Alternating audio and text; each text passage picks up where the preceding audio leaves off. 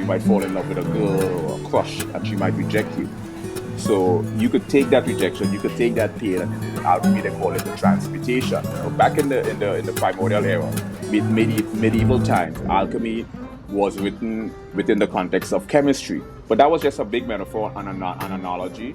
But only people who are biologically predisposed, I would say to extrasensory perception, could really dissect what alchemy really means is the transmutation.